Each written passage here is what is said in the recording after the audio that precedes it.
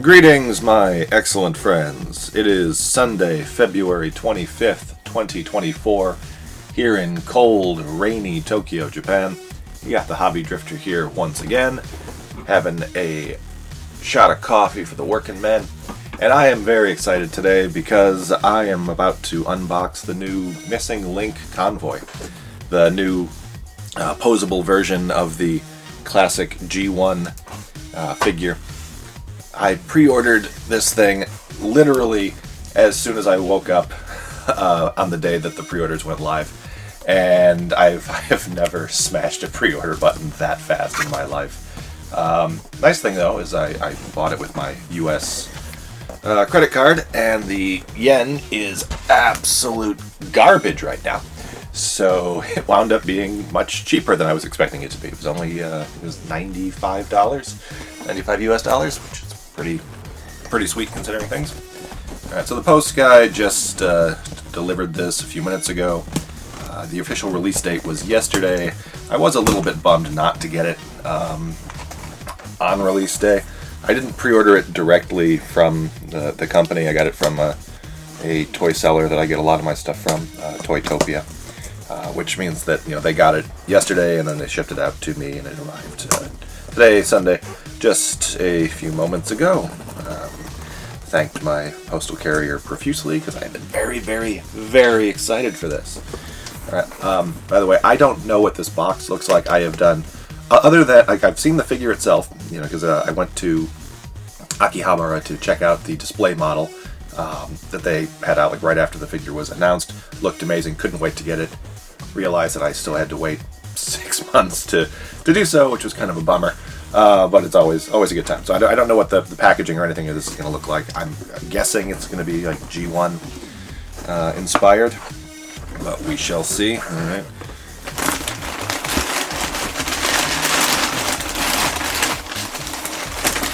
As always, very nicely wrapped by the Toytopia people. No freaking way. Okay. Yes.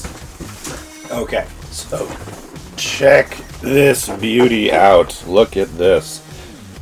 So yes, it is very much based on the original version.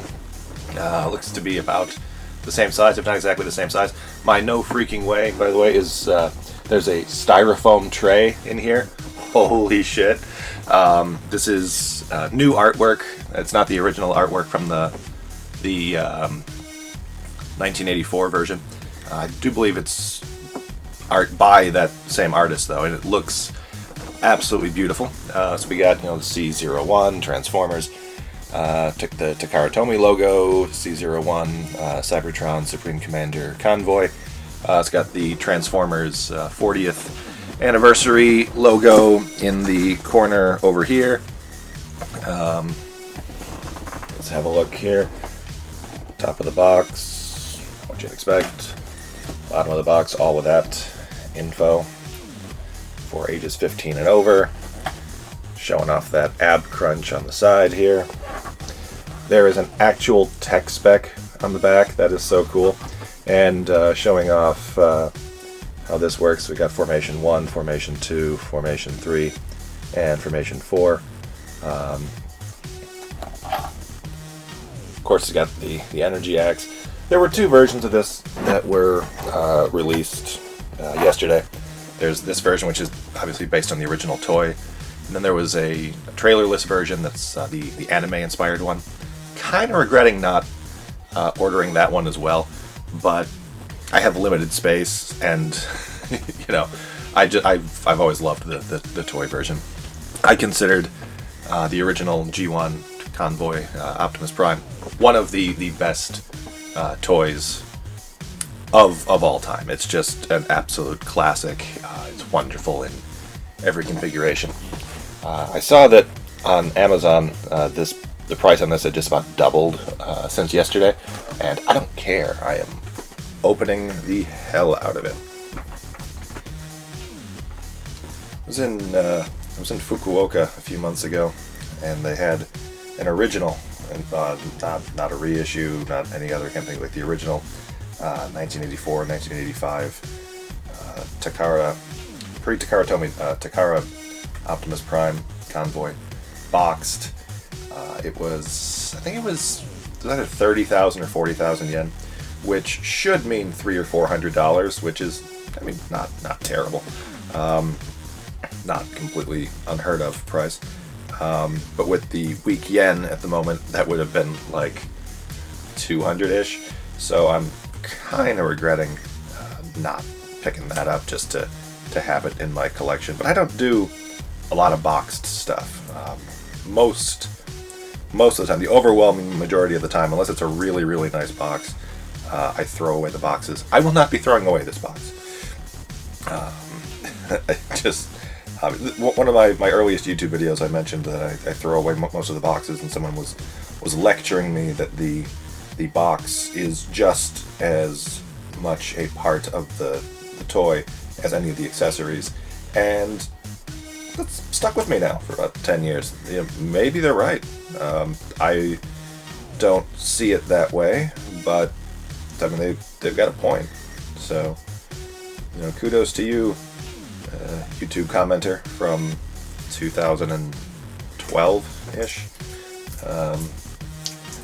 If you're still watching, thanks. And that goes for everyone else. I don't like to cut the tape, I like to peel off the tape. So I got the tape peeled off on the side here. Let's get this guy open. Oh, I'm just noticing on the side of the box here, it does mention that the artwork is Shin Ueda. Wow, there. Okay, so there's not really a robot point, but it's the Cybertron Supreme Commander Convoy C-01 Missing Link version. Focus. And then there's a QR code for the Takara Tomy channel. I can't believe this is a styrofoam insert. That is so cool. Alright, let's slide this out. Ooh, oh, look at that. You beauty.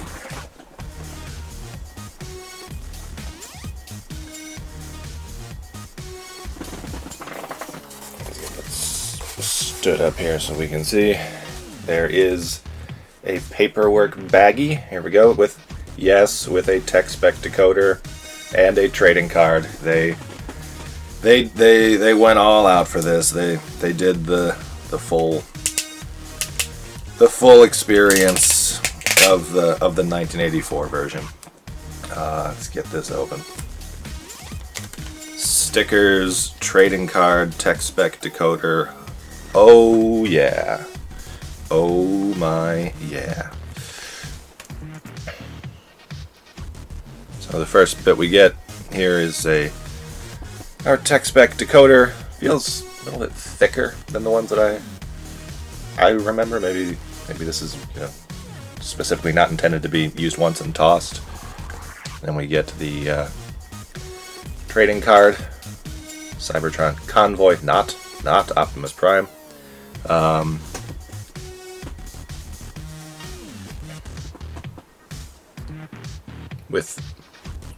With the hole punch, I think I remember those.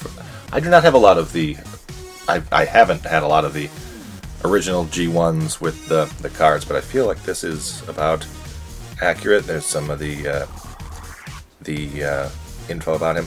This is the info about like what some of like the accessories and like what the different conversions are.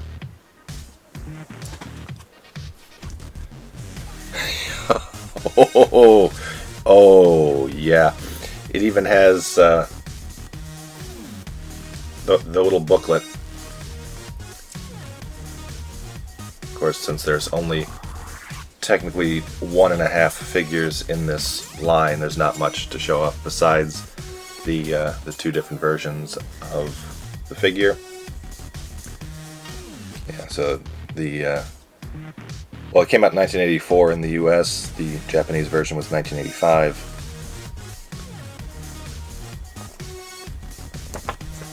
Showing off all the The difference is how the fists and stuff fold in, the axe, things like that.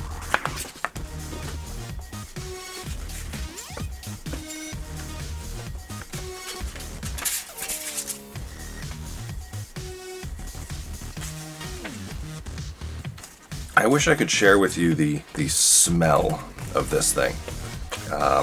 It has that old-timey action figure smell just coming off of it. Not necessarily get the PVC smell. Here's the sticker sheet, in case you wanted to put these stickers on there.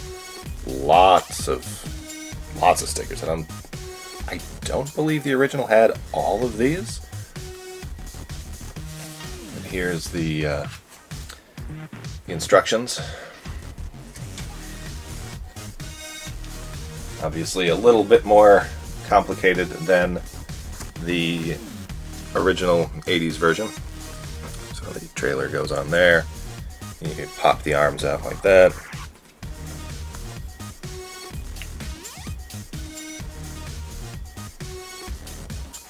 It looks like the wheels move. Transformation seems very similar to the original 80s version. Let's see what some of these accessories we got in here. We got a we got a Matrix of Leadership. That is all gold. Since there was not an original in the toy line, this is not necessarily based on the cartoon version. Back in there. Feels like it's plastic. It's not metal.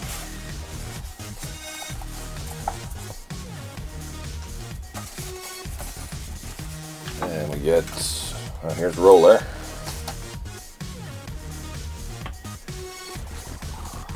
And the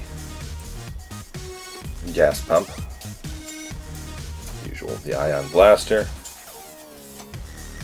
I'm kind of surprised to see that these are actually on the tree. I was kind of expecting, for like the collector purpose. These wheels feel a little bit heavier than the 80s version. For a collector version, then you wouldn't want to take these apart, but oh well. Ion blaster.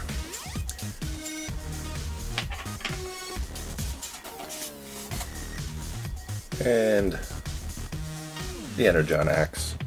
Very, very cool.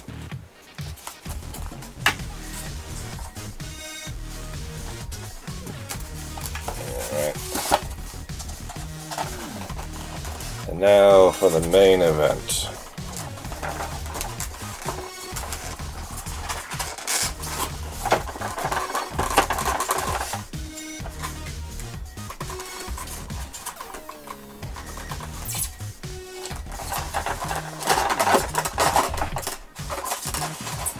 Alright. So here's our trailer.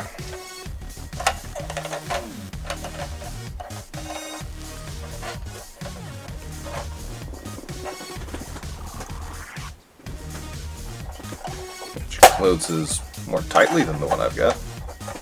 I guess that might just be age.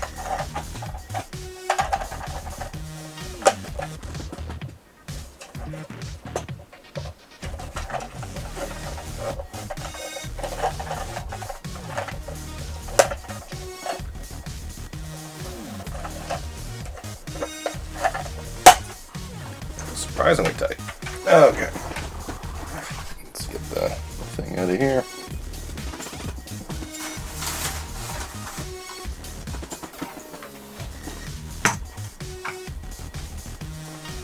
Here's our trailer.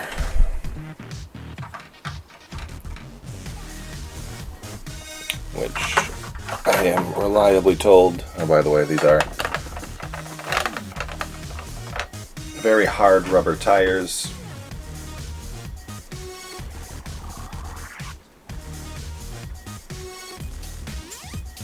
Yeah, so I'd have to look at the instruction booklet, but I know that the Tower Robot guy actually does come off from the base.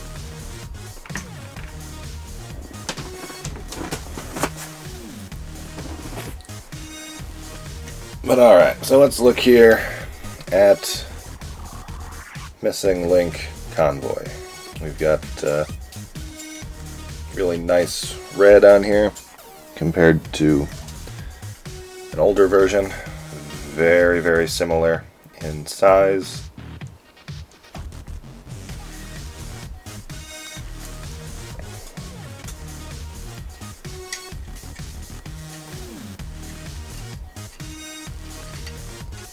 The tires feel like a harder rubber than on the vintage version. As you can see here, this part is remolded. Actually, if you look at this, it feels like a lot of this is remolded or is completely new. It looks very similar to the original, but there are differences pretty much everywhere. So let's get this guy transformed.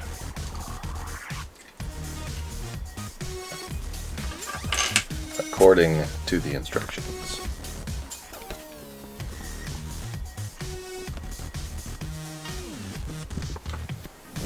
Hopefully I don't have to break this thing immediately after getting it.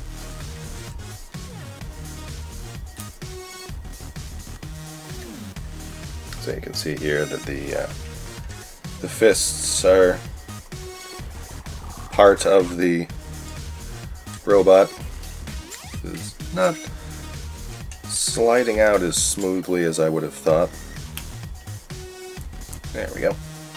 Alright. So yeah, goes in like so.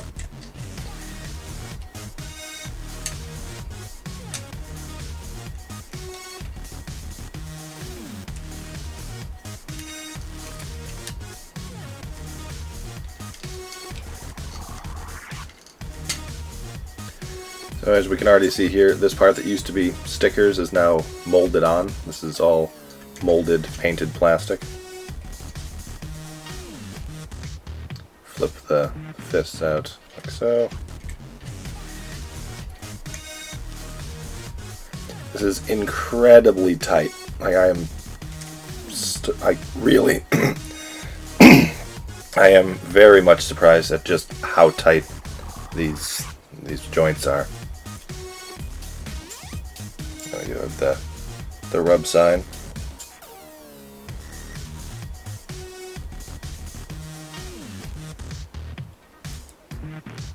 I guess my hands are cold. Flip out our head, like so. Paintwork is very, very nice.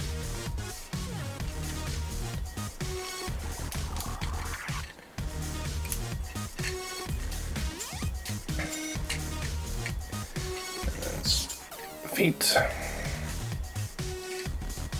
and legs, and again, all of these bits that were stickers are now painted and molded on. Take a look at the articulation here. We have wider range of motion in the shoulders. We have the feet. The legs that can move a little bit here. This is a ratcheting joint on the knees, also in the elbows. Head can turn side to side, and more ratcheting joints there. There is also, if I can get this properly done, there's supposed to be a ratcheting joint in the chest as well. You can open up the thing here and stick in our Autobot Matrix of Leadership, or whatever it's called in Japanese. I think it's just Matrixu. And there we go.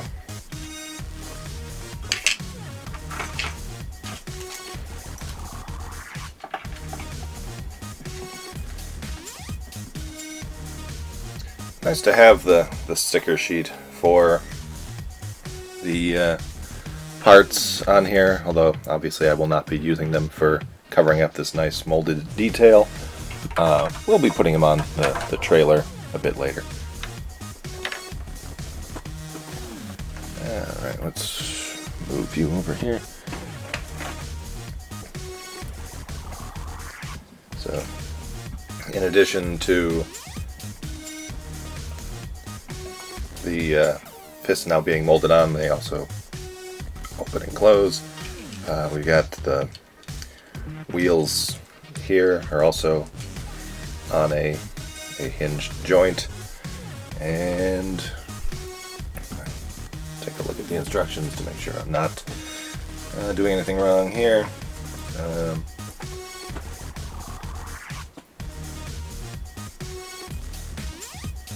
Yeah, so here's all of the different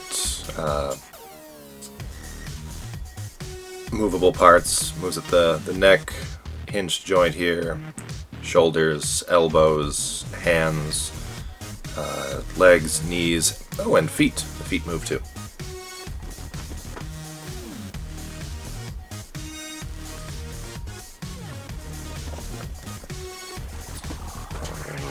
Okay, let's see if I can get this part working. Is it on a hinge, or is this a... What the hell am I doing here? What am I doing here? There we go. It's just a little bit tight. So yeah. Up to the bow if you want.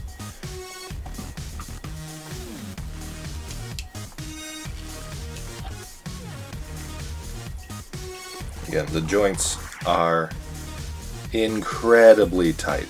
I am not sure if I love that or if it is worrying to me.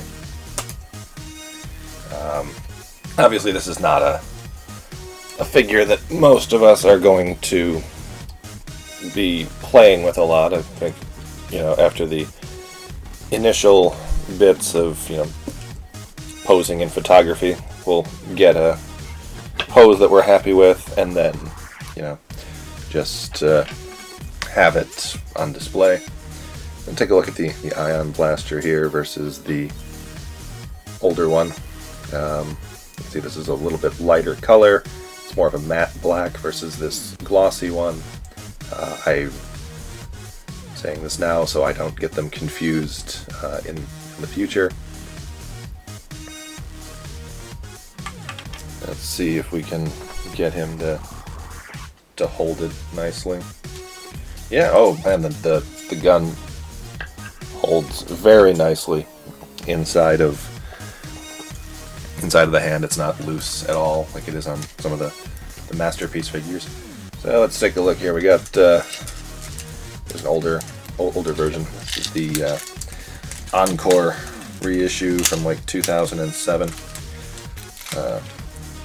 which the Encore line, despite a lot of quality control issues, was a pretty cool line for display for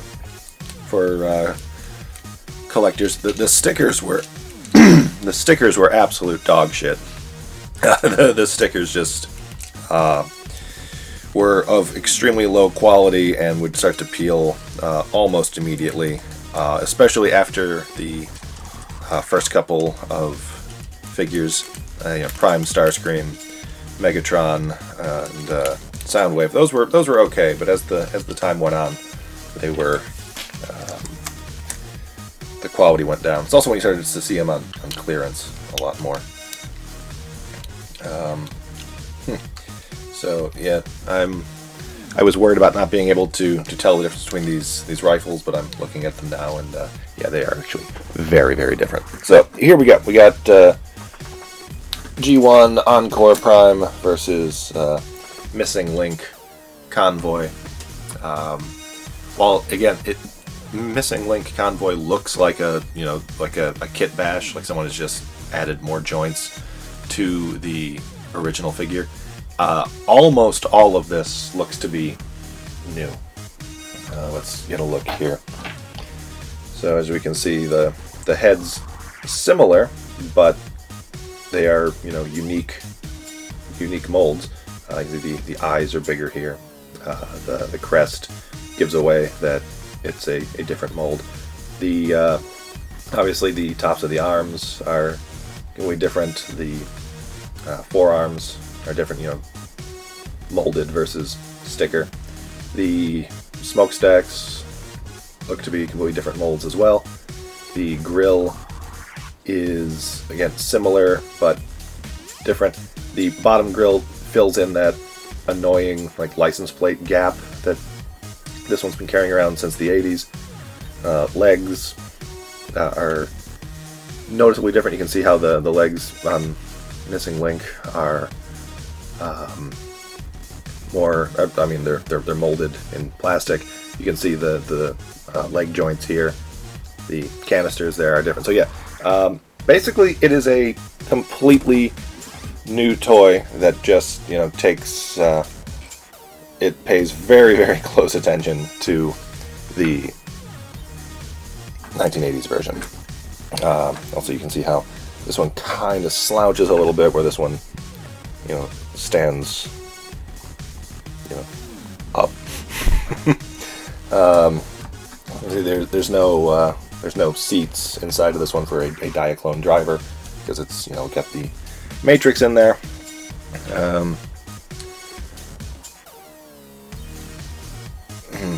Put this together in a minute, but on roller there's a bit here where this can move versus the static version of the original. So yeah, I am just over the moon with this thing.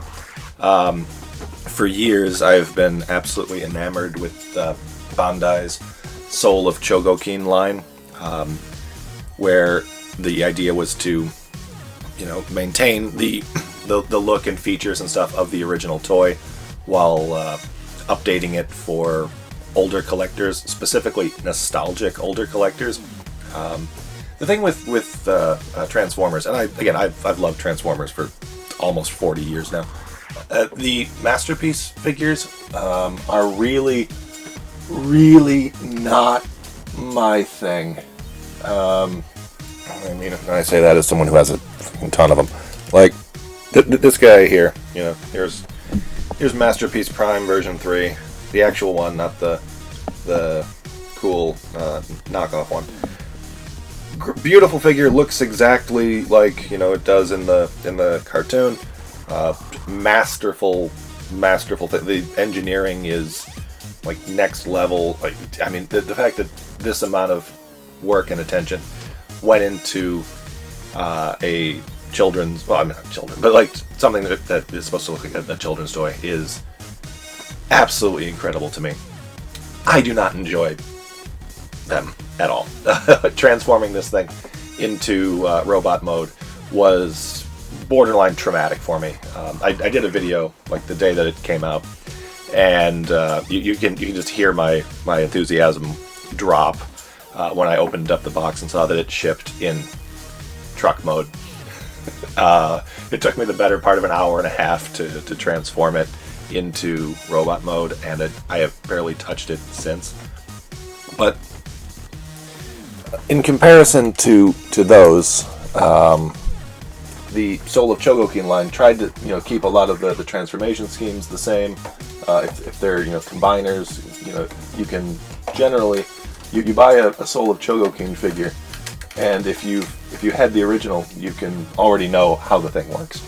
And that's what I always wanted for Transformers, and specifically for this Transformer. Very similar size, feels like the original, but you can get more posability out of it. That anime version is there for folks who were more into the cartoon than the toys. I was always more of a toy guy. Yeah, so this thing has a retail price of about 15,000 yen, 16,000 yen, something like that. Which at the moment is only about $100 US with the conversion. Which is, a big step up. I mean, this guy here was 4,000 yen in 2007, and this is more than triple the price now. And of course, that's because of many factors. You know, the rising cost of materials and petroleum products. You know, obviously this is made for a smaller audience than the Encore reissues and yada yada yada. But it is a big ask. Like I said earlier in the video, I see that this has already jumped up in price on the secondary market. So I don't know. I didn't have much. I mean, dude, I mentioned earlier I smashed that pre-order button like the minute that I saw it was up. So obviously I didn't have a problem, you know, paying that much. I don't know that I would pay double this, but I mean it is essentially what I've wanted for years, which is a Soul of Chogokinized G1 Transformer. And obviously, you know, Takara Tomy and Bandai don't do a whole lot of crossover stuff. I heard someone once joke that you'd see a Gundam in the Transformer line before you saw like a reissue of Jetfire. So like these guys, you know, they don't work, you know, super close together. But yeah, this is about as close as I think we'll ever get to a Soul of Chogokin Transformer. It's great. The transformation, well, I mean, this one is brand new, so the joints are horrifyingly tight. I was afraid I was going to snap something like right off the off, but you know, didn't. Looks great. Got chrome in all the right places. I love that they fixed the little license plate thing on his belt. If you want to take a look at these guys from behind, you weirdos, you can see that they are again very similar in many ways. I don't know. I'm super excited to get this guy transformed and displayed on my shelf. Even though I don't know exactly how I'm going to do that. I do know how I'm going to display this guy in the future, though. He's going into the box, so I can display that as well. As you do. All right, so I'm not gonna sticker up the thing or put together Roller on this video. I think you all, you know, pretty much know how Roller and the trailer works already. So I'm just gonna leave that here. Yeah. So that's it. Missing Link Convoy. First impressions, love it. I really hope that we get a few other entries in this line. Although if you're gonna be charging, you know, 16,000 yen for a figure of this size, I hope that Takara Tomy is a bit selective for what they do. Obviously, the one that, you know, I think everyone would want done is Megatron, because you could make some adjustments to that toy that would be very appreciated by fans. I would love to see you know, some really out of left field ones. Would love to see them do Power Master Optimus Prime, you know, Super Jinrai, God Jinrai would be like my biggest one. But maybe they go completely nuts and they do you know, Fortress Maximus with knees. How cool would that be? But I figure if this does well, and it appears to have, if this does well, I figure we'll probably get at least a few more. I don't know about Megatron because, of course, you know, that's, you know, really a big pain in the ass for selling in certain countries. Not sure about the Autobot car. The thing about, okay, so I'm just gonna keep going with this. The thing about Optimus Prime, the G1 Optimus Prime figure, is it transformed into, you know, a toy. Like, it transformed into an action figure. You know, 2 legs, 2 arms, elbows, wrists, basically. You know, not really functioning, but knees that were there. A lot of the other Transformer figures from that time period didn't. You know, the Seekers and the Autobot cars, their legs were just basically piles of, you know, the transformation stuff. You know, they didn't have, you know, people have been making, you know, kit bashed G1 Optimus Primes with posability for many years. It's not that difficult to do, but I mean, it is a big challenge for things like a lot of the other Transformer figures. You could do Shockwave, of course. That would be actually pretty hard to improve on that one. Yeah, you could do Shockwave. You could do Soundwave. He's another one that transforms into basically a fully functioning, just not very posable figure. But I am very excited to see how this goes in the future. If in fact this is a line that continues or not, what they choose to do, how they choose to do it, and really would it would be kind of fun if they just did the 4 original Encore ones with Prime, Megatron, Soundwave, and Starscream. But I don't see how that's going to be a huge realistic possibility. But anyway, that's all from me. We're at about the 35-minute mark.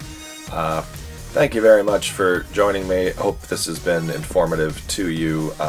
Thank you for sharing this moment with me. I appreciate you all. Thanks very much. Take care, everybody, and happy hobbying.